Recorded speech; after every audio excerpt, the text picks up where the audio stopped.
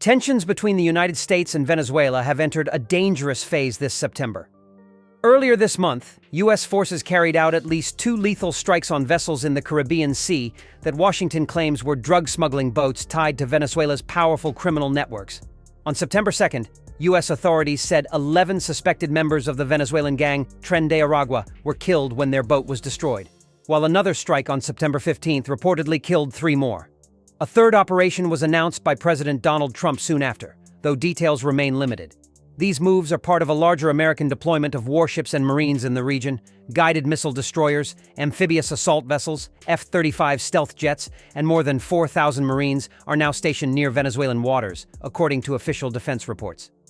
U.S. leaders justified the buildup as part of a broad campaign against what they call narco-terrorism, pointing to long-standing indictments against Venezuelan President Nicolás Maduro, who is wanted in U.S. courts on charges of drug trafficking and corruption. The Justice Department has accused Maduro and allies of funneling hundreds of tons of cocaine into the United States, even offering a $50 million reward for his capture. Washington's argument is that combating Venezuela-linked cartels is essential for national security, a theme stressed in speeches by senior officials throughout September.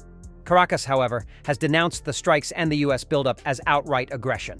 On state television this week, President Nicolás Maduro called the deployment of American ships a military act of aggression and asserted Venezuela's right under international law to defend itself. In response, his government has begun mobilizing. First came orders to place 25,000 Venezuelan troops on alert at borders and coastal zones. Then came calls for the civilian militia, which the government claims now numbers more than 4.5 million volunteers, to train and prepare for defense. This militia is composed of ordinary citizens integrated into the armed forces, receiving weapons training and logistics support. To reinforce the show of strength, Venezuela also launched Caribe Soberano 203 days of large-scale military exercises on La Orchila Island, a small but strategic Venezuelan possession in the Caribbean. According to Vice Admiral Erwin Pucci, the maneuvers involved 12 warships, 22 aircraft including fighter jets, and 20 naval special operations craft. Interior Minister Diosdado Cabello echoed Maduro's charge that Washington's real objective is regime change, an accusation often raised since Maduro's contested re-election in 2024. That election was widely criticized by international observers for lack of transparency, with the United States, the European Union, and several Latin American governments refusing to recognize the results. Caracas insists its sovereignty is under siege, while Washington insists the current government lacks legitimacy.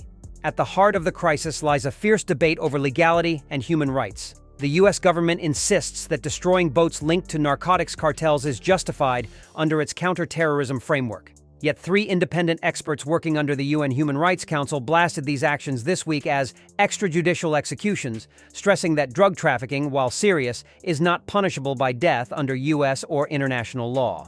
Their argument is straightforward. International norms allow the use of lethal force only in self-defense or when facing an imminent threat to life. To date, Washington has not provided evidence that the targeted vessels posed such a threat. According to maritime law specialists cited by the Atlantic Council, the U.S. could have intercepted or boarded the ships as provided for in the UN Convention on the Law of the Sea. Instead, it opted to destroy them outright, raising questions of proportionality and due process.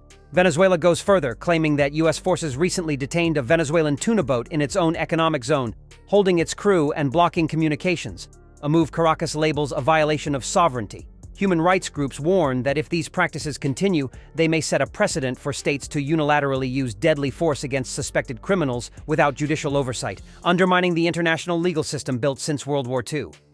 The stakes, then, are not only regional, but also global.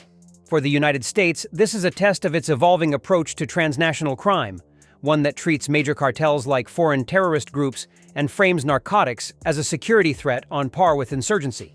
For Venezuela, the confrontation provides an opportunity to rally domestic support, display military readiness, and strengthen ties with allies who oppose U.S. interventionism.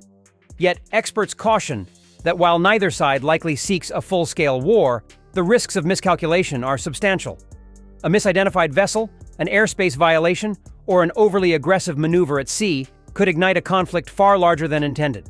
Observers are watching closely for 3 things in the days ahead: whether Washington releases more concrete evidence linking its maritime strikes to drug trafficking, whether Caracas intensifies its mobilization beyond drills into long-term military posture, and how international organizations respond, from the UN and the Organization of American States to NGOs tracking human rights violations. In the end, this confrontation is about more than drugs or disputed elections. It is about sovereignty, law, and the boundaries of state power on the high seas. And as ships, aircraft, and accusations continue to circle in the Caribbean, the world is left to hope that both nations step back before a regional flashpoint becomes a wider crisis.